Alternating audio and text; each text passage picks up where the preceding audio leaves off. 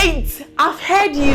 What would you do as a guy? You're just 19 and you end up falling in love with a minor, a girl who is just 17. And this girl's family is rich, powerful, and guess what? They would go every length to protect their girl from the opposite sex. You're in love with this girl, you're dating this girl secretly, and guess what? You are being accused of rape. How would you save yourself from such a situation? This brings us to today's movie, which is called State versus a Nobody. And guess what? This is a Hindi movie. Yes, I have listened to you all, and today I'm taking you all the way to India, specifically Telugu. Namaste to everybody. Now let's get right started.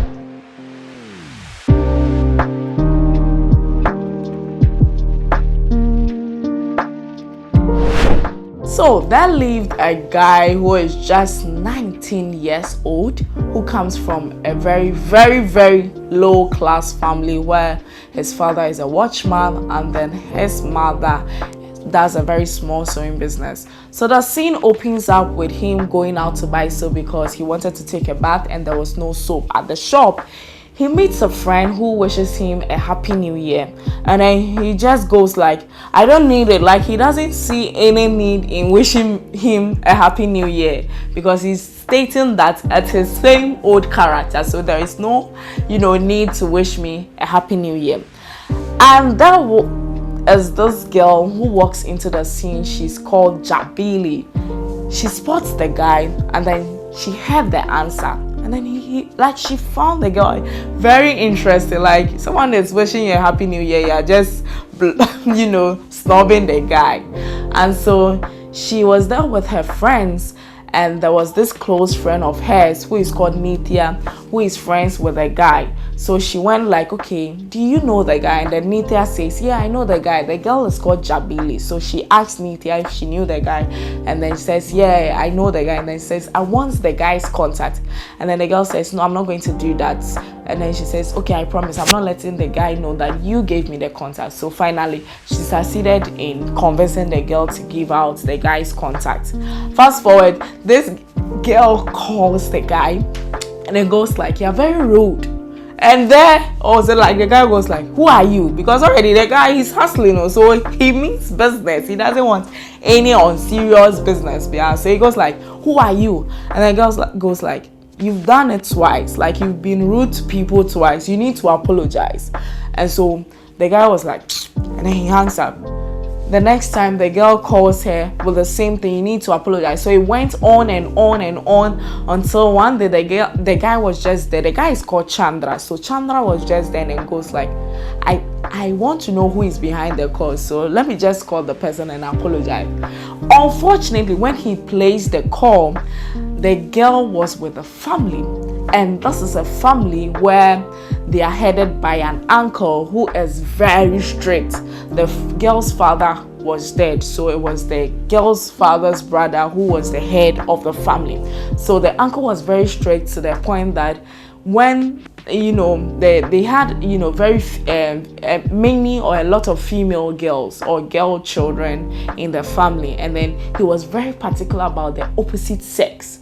And so there was even this time where a very young, one of the youngest amongst them was having a birthday celebration, and she had this Barbie dress which was sleeveless, and the uncle had a problem with it.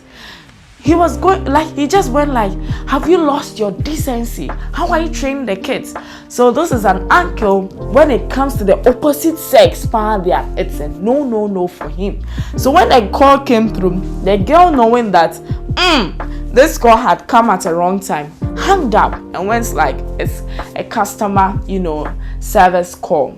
And then the guy calls again, and then she hangs up. So the uncle noticed it, but he kept quiet. So fast forward, they were having this call, like it was going on, and then there was some kind of connection. When you end up calling someone, speaking to someone for a very long time, sometimes there's some sort of connection. Let me know in the comment section if it's true, but I think it's true. So that was what happened. The girl calls the guy when she's going to school, when she's at home. Like, the least opportunity that she gets, she would just call the guy. But she knew who she was talking to, but the guy knew nothing about who the caller was. So this went on until one day the girl, told Nithya, it was Nithya's birthday, her friend's birthday, and then she went like, okay, it's your birthday, why don't you invite your friend? Like the guy you says he's your neighbor, Chandra, why don't you invite him to the party? And so Nithya had no problem because she knew Chandra. In fact, she gave her contact to Jabili, and so she invited Chandra thinking that, oh, it's my birthday and I've invited a guy, not knowing Jabili wants to meet the guy so that finally she can reveal herself to the guy. The guy comes and then they finally meet. So when they met, they separated themselves from the group. While the group were having the celebration, the group was having the celebration, they had gone to another side and they were talking about themselves, how they like each other. And that is how their dating journey started. So they were doing all those things that dating partners do, except for kissing and the intimacy parts. They weren't doing that, before you get me wrong. And so they used to talk on phone, go to places, until one day the guy goes home to introduces the girl to the mother. But I don't know why the mother was so scared to let the guy's father know that, oh, our child Chandra has brought a girl, and then he's saying that the girl is the girlfriend. So when she heard that the father was coming, she was like, the girl should go inside and, hide in the room. So I really don't know why the mother did that. Maybe she was scared. And so that was what was happening. The guy comes home with the girl to the mother knows the girl and all that, including Nithya. She also came to find out that okay, they were dating, but the girl's family knew nothing about her dating life. In fact, she didn't have the courage to go and tell them because the uncle was a problem. And so one day, as she had gone to the guy's place as usual, and then the mother was there, and this time around the father was there, but that time the girl was inside because the father had come and they had to hide the girl as usual. And there comes the girl's uncle called Mangapati. If you hear the name, you know who is coming. So he came with all the family. Indians, they live with the extended family, so their grandpa and everybody had come. And then he calls the police that someone had kidnapped his niece. Remember, I told you that the girl's father is dead, so he is the head of the family. And then Chandra's mother goes like, no, your niece is not here. And then he says, I know my niece is there. So the guy, the Chandra's father was even confused. Who is in this house? Who is in this house? Because for him, he has never even spotted any girl in his house. And so the girl, knowing that, oh, Charlie, I didn't know you're chin on him, she came out willingly. And when she came out, the mother gave her a slap. Like, you don't know why the girl is there, you just give her a slap. Indians' reputation, when it comes to their image, they have to protect it. And then she didn't listen to anything. In fact, she didn't even give the girl a chance to speak as to why she was in that house. So they dragged the guy to a police station, and then the parents followed, and guess what? He's being charged with a rape case and kidnapping. Can you imagine? Without they questioning him, without they asking him why the girl was in his house. And so they went to court, and because this girl comes from a rich home and they are very powerful, it was very cocoa for them to win the case. They bribed the friends to come and testify that the guy was the one chasing the girl. They bribed the doctor to come and say that the girl was being raped. They bribed some passerbys to say that the girl was being kidnapped to a bike. In fact, the guy kidnapped her with a bike and then took her to some room. These rich people, they can go any length just to win a case. And guess what? When the uncle even came home, he slapped the niece and even didn't ask her why she was in the house. So the mother has given her portion of the slap, and then the uncle too. And then when I thought all was over, he took his belt and beat the girl mercilessly. And so after winning the case, now it was time to pass judgment. So it was a few days to judgment, and the guy was going to hear, how many days or years he's been sentenced to prison. So the guy had a very close friend, and the friend was trying so hard. In fact, because they were nobody, because Charles Kenifie was the state who had given them a lawyer. And those state lawyers, when money is not involved, Charlie, they don't put in their all to fight the case. So the lawyer wasn't doing his best, and that's how come there was, a time where he's close to judgment, and then he would hear how long they are sentencing him to prison. And here comes a lawyer who is called Teja, a very fine lawyer, but he is a baby in the system. So his boss doesn't give him, cases to handle. And so he encountered, Chandra's friend, and then the Chandra's friend and even, the family talks about their case. And then he goes like, wow, what an interesting case. Let me go and give it to my boss so that my boss can let us know that, okay, when are we coming for the hearing? So he goes to give the case to the boss, and then the boss promises that they should come and see him tomorrow. And so they stayed that day, and then it was in the morning they came and they were calling. In fact, Teja was calling his boss, but to no avail. He kept trying to no avail, until finally the boss answered and tells him that he's out for another case. And this is Teja, who is a baby. Like, the boss doesn't even trust him with cases, let alone this big case that has to do with, rape and then kidnapping. A minor is involved. He goes like, okay, let's put away the document. Tell me what happened. And that was when the friend, or Chandra's friend, was explaining how the whole thing came about and then why they are where they are. So when the guy listened to the case, it was like, okay, I'll fight this case. He's going to fight this case, not even to win the case. Like, he wanted to win, but his main aim was to fight the case to prove a point to the boss that he has gotten to a point as a lawyer he can handle big cases, because his father was a lawyer and his father wasn't also given plenty cases to handle. So he wanted to prove to the family and then the boss that, okay, he can handle this one. And so he went to court. In fact, on the day that the guy was supposed to be sentenced to prison, he appears at court and says, Judge, can you give us a few days, because I would love to fight Chandra's case. And come and see the rich people, especially the uncle. He was so confused. Where is this lawyer coming from? Who is this lawyer? So they started, tightening up their, kululu games to come to court. So they came to court, came to say a whole lot of things, and there the guy came up with some of the things that they needed to revisit. So he said that, okay, so when you go to someone's house and then you find someone in your room, doesn't mean that you have slept with the person.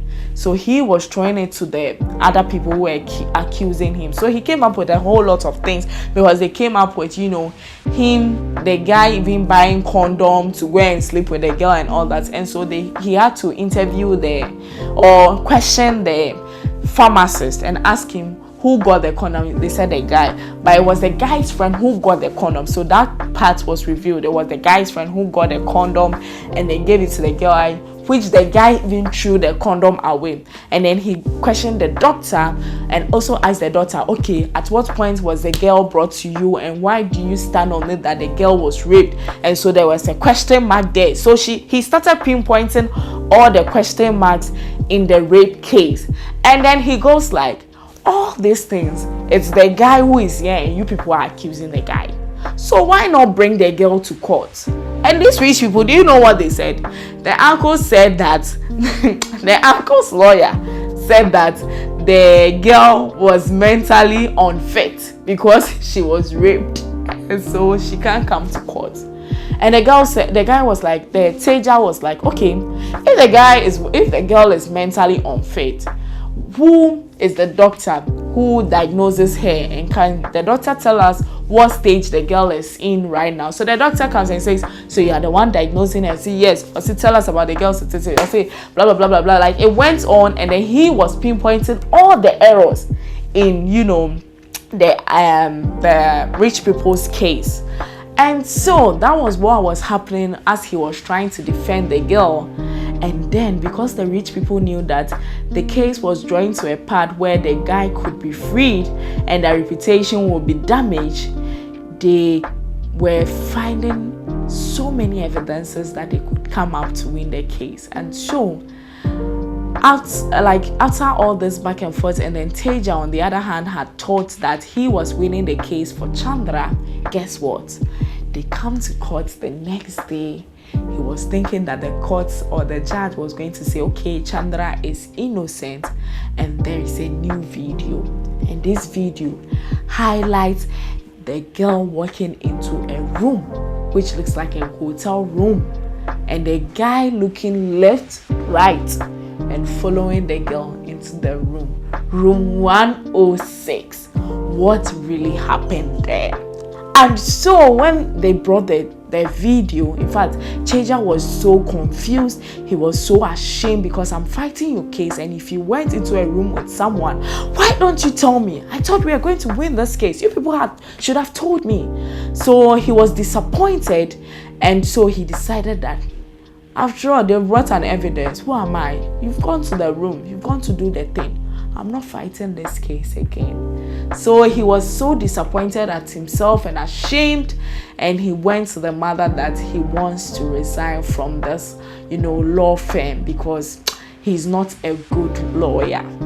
And there comes his boss, and then his boss had a call from, the court that Nakwala Abba court Abba Bedi case. So when the lawyer heard that thing, was like, when the Teja go to court to do, go and defend someone.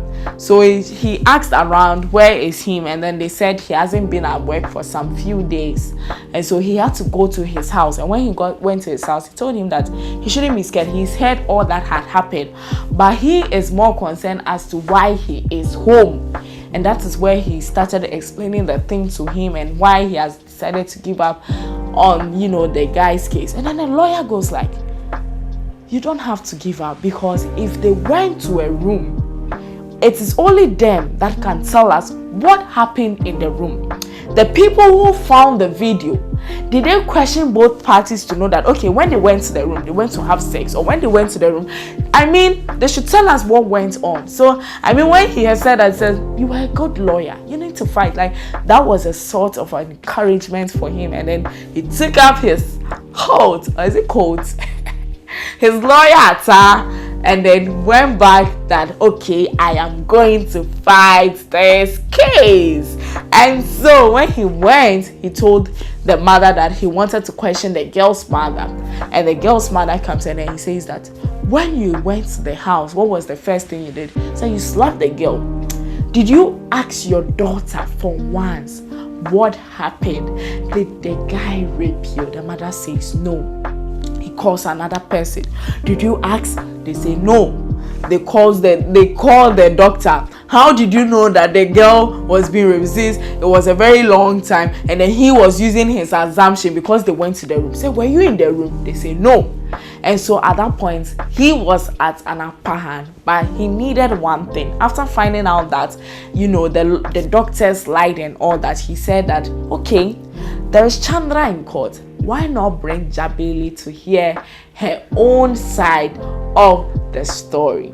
And so they requested to bring Jabili, which at that time the court had approved, because they figured out that the doctor had come up to lie against all his her mental health issues. So the court requested that they bring Jabili, who is the 17-year-old girl, to court.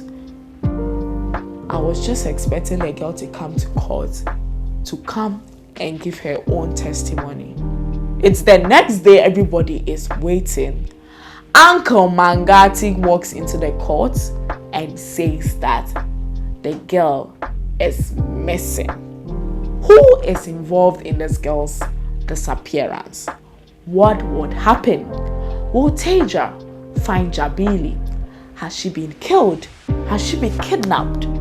How is Teja going to find out about all these things? What happened in room 106? Is Chandra really innocent. Find out from Netflix. Just go to Netflix, type court state versus a nobody. It's a Telugu film and you will love this one. I love the cast, I love the plot, I love the storyline. Bollywood is the best. Don't forget to share the link. Tell people that there is a new movie review channel on YouTube called Tea and Trailers, and if they are movie lovers, this is definitely for them. Don't forget to hit the subscribe button. Share your comments in the comment section. Let us know what you think about this movie review, right? And so if you've watched to this point, I want to say namaste, which is thank you, and ninu primis tunanu, which means I love you, and that was in Telugu. Bye.